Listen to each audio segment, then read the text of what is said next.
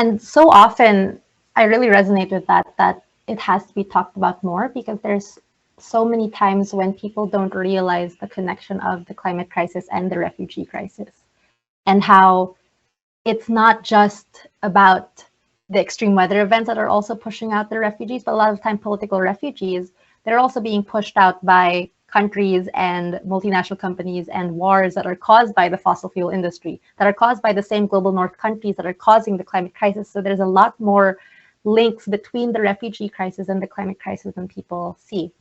And of course, it is political refugees also who are most at risk to climate impacts and to climate emergencies, right? And this is such a heavy and difficult topic.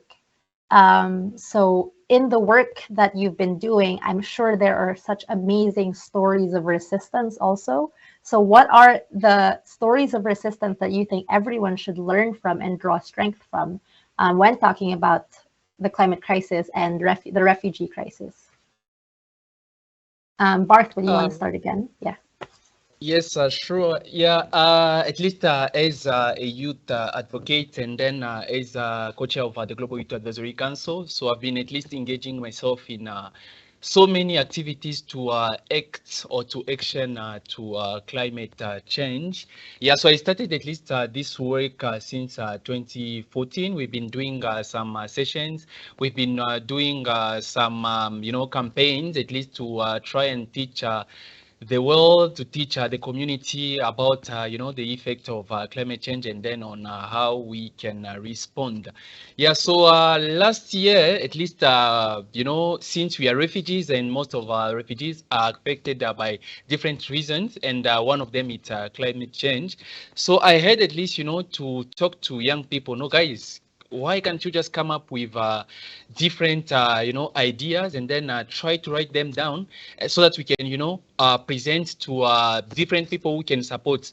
So at least there were some active young people who came up with ideas. There's one person who came up with an idea of coming up with a company called Assorted Energy. So then what they do, they usually use green energy, or they use renewable energy, like the use of solar panels, yeah, to mitigate climate change, while offering to different youth-led initiatives so that they can use light, they can use Wi-Fi. You get the point.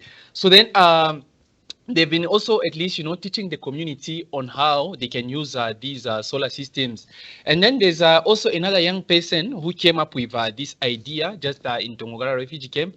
He came with an idea of forming up a youth organization called Refugee Child Coalition for Climate Action. So the objective, it was just to raise awareness in the refugee community, to make children, to make young people climate advocates. So then what they've been doing at least different sessions, teaching young people on the importance on why you should act. And then they've been doing also some weekly cleanup campaign to make the camp clean.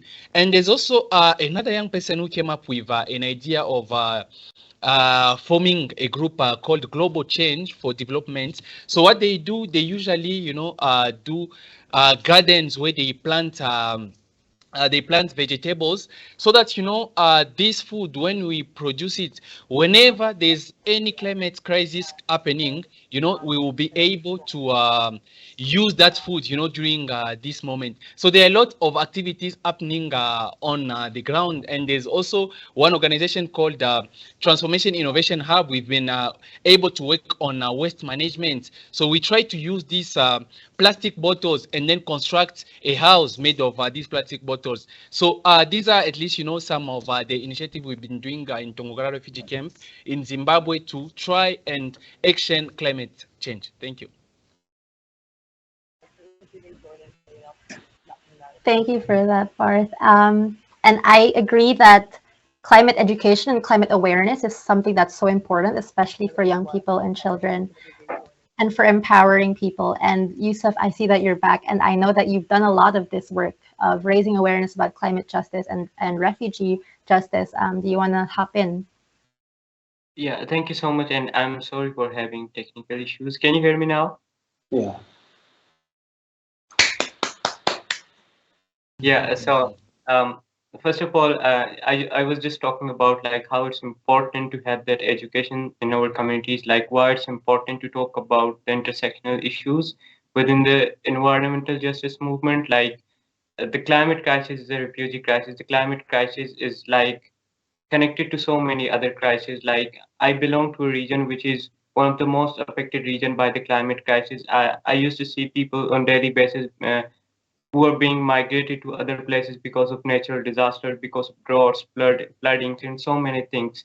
And when we see the root cause of the climate crisis, it comes into the exploitation of indigenous resources when they are being exploited, when their lands are being exploited. So they ultimately need to move to another places because they don't have any place to live there.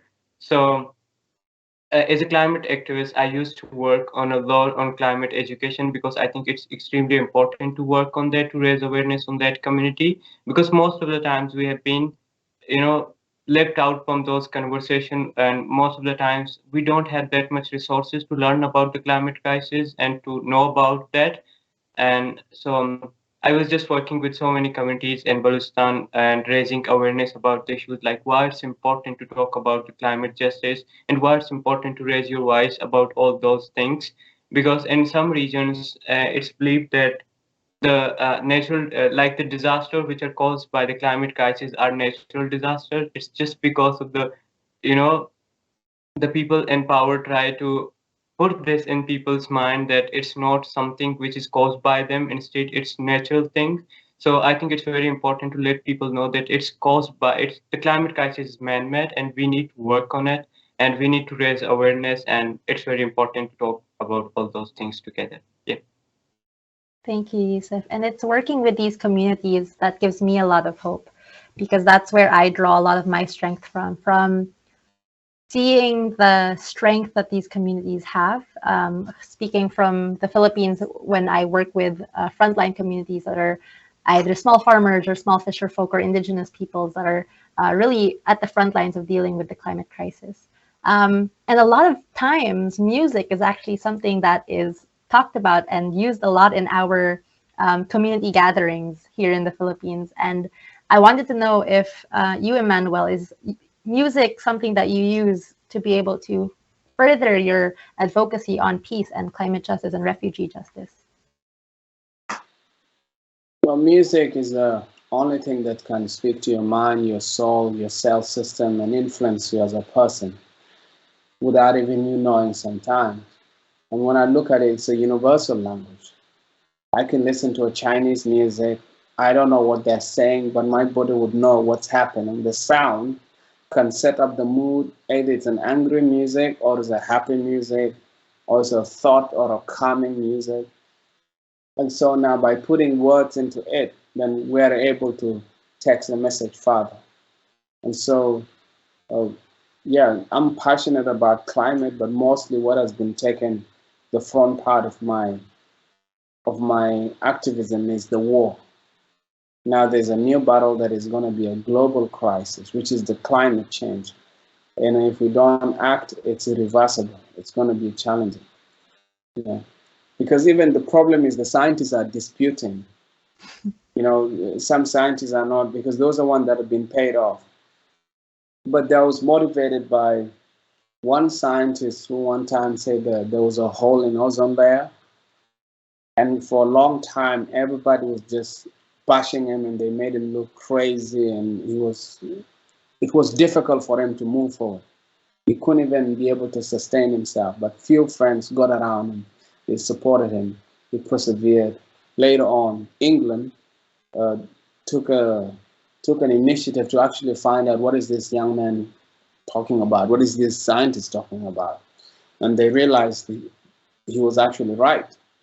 And then he reversed the system. Now he's a hero, but at that time he was a villain. So climate activists right now, climate change activists are kind of like a villain to those who are benefiting. We have corporations that don't turn a blind eye. You know, they would literally want, just for a glass of wine, would want a whole village wiped out by climate change, and they wouldn't care about it.